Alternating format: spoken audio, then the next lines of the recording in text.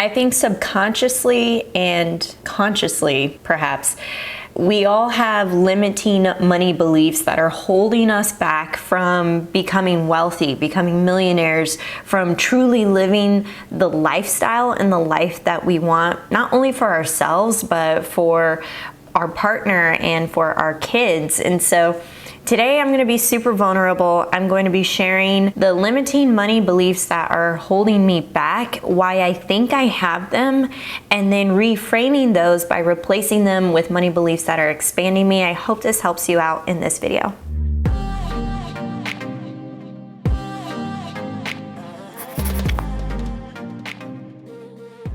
Hey guys, it's Justine with Debt Free Millennials, the channel to help you crush your debt and live payment free. So a lot of the stuff that I talk about on this channel is the tactical strategies to help you not only get out of debt, but also to save for very specific things like a down payment or a car or thinking about having a baby for the first time. But also there is the subconscious thought that you have about finances and your money. And there are some beliefs that you may have told yourself that has built up throughout the years. And so you're just like, this is my belief. And whether or not that is actual fact is how you're gonna break down the beliefs that I'm about to share with you. So the first limiting belief that's currently holding me back is I only deserve to make X amount of money. So I've had this belief for a very long time, especially before I was an entrepreneur. I was in kind of corporate marketing and was in these entry-level marketing positions as a 23, 24-year-old. And I just thought, yeah, I'm gonna live in the $30,000 to maybe $50,000 range for a long time. And so I think I've just had that belief for very long time, and now as an entrepreneur it's kind of morphed into a different phase of like, well, I know what kind of projects, I know what kind of work I can get, so therefore I only deserve to make X amount of money. It's stupid. Let me get to the next one. I have to work really hard to have a good life. I have to work really hard to have a good life. Third one, wealthy people are bad. And whether or not you think this is true, this is something I think subconsciously, I didn't even think about it. Like, I would never say that out loud. And I have a lot of friends and family, people that I know that are wealthy, and I don't think they're bad at all. Like, it is possible that wealthy people are good. The next one is, I don't deserve to charge more for my services. That one's a hard one for me, but this one's definitely been circling in the back of my brain. Next one is, I can't afford what I truly want. I've said this one for myself. I know I can also say, like, I've seen Kyle say that about his own stuff as well. So I'm sure it might be true for you too. I can't afford what I truly want. And the last one is, I'm selfish for wanting a lot of money. So why do I think I have these limiting beliefs? You know, I think there are experiences in my childhood in dealing with money or not dealing with money that has impacted my thoughts and beliefs about it as an adult, and especially as I transitioned from, you know, being in school to going into college and right after college. I really truly feel like those experiences in my past have kind of shaped these limiting beliefs. I also think wealthy people who get negative media attention has also shaped the belief of wealthy people are bad, because I've seen things like with the whole 2008 housing market crash and the Bernie Madoff stuff that happened. I'm like, he is a bad person and he was wealthy, therefore all wealthy people are bad. When that's not true. I mean, I think about wealthy people that are famous like Oprah Winfrey, and I do not think she's a bad person at all. I think she is an incredible person who has literally changed millions of people's lives and doing such soulful work that I think she's using her money for good. Also, I went to a school that really pushed this corporate conservative path.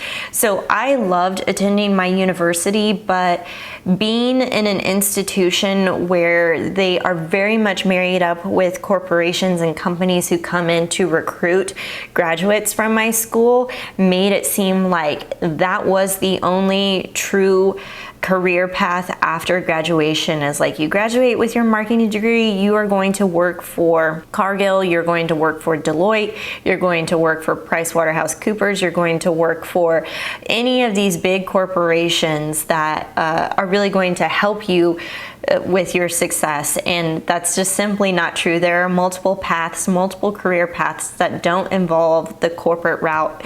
And I think part of my limiting money beliefs of like, I don't deserve to make X amount of money, or I don't deserve to charge more for my services, maybe really comes from that. I also had this mentality that it's always been this way, therefore it always will be. And so I kind of get stuck in that path of like, well, the past 3 years I've been making, $100K in revenue, therefore it will always be that way. And I think those types of like cycles of limiting beliefs are really going to keep you stuck in that path.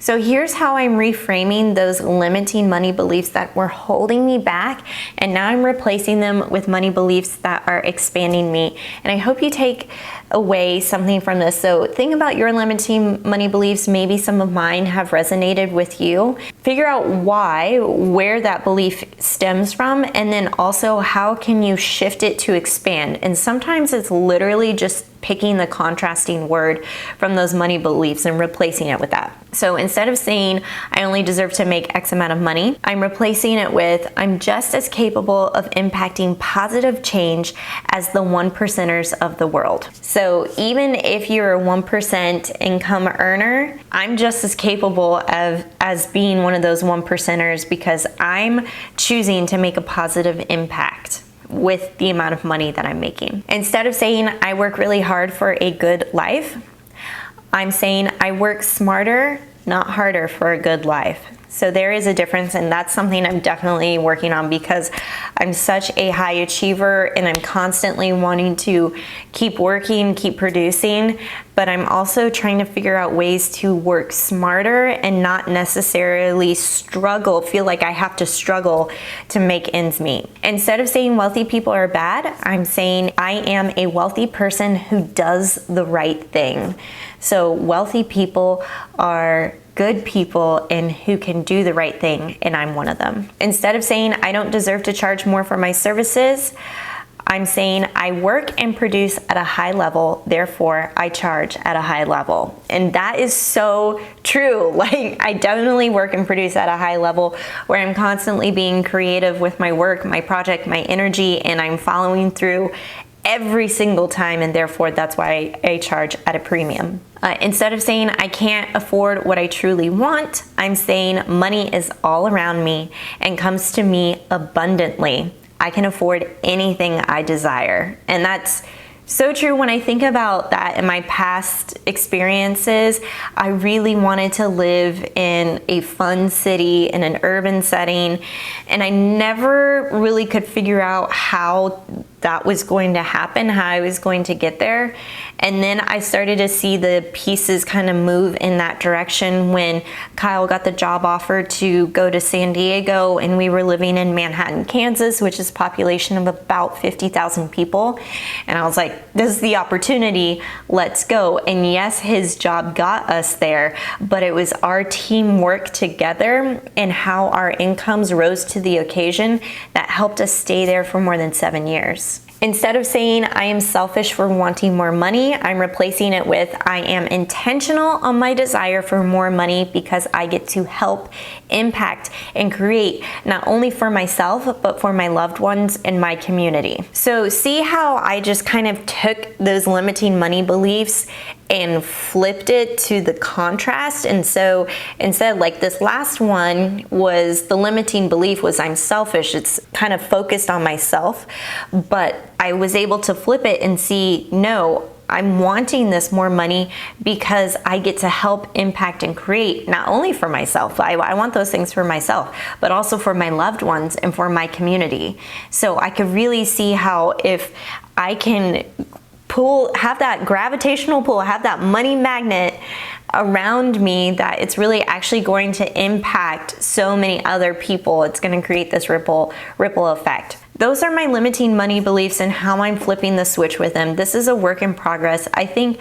the money mentality is so important. This is like a foundation to get to when you are wanting to make big impact with how you're dealing with your personal finances. So whether or not you are in a paycheck to paycheck situation, or maybe you are a high income earner with a partner and you just had a baby and you're like, we make good money, but where is it all going?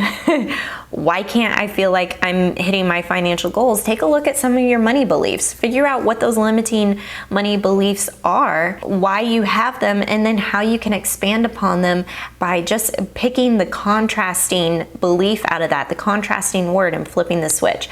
Let me know what you think of these money beliefs. This was super vulnerable to share with you, but I thought, if I'm working on this right now, I'd love for you to at least take a stab at your own limiting money beliefs and see how you can start transforming that this year. Let me know in the comments what you think. If you like this video, give it a big thumbs up, and I'll catch you in the next one.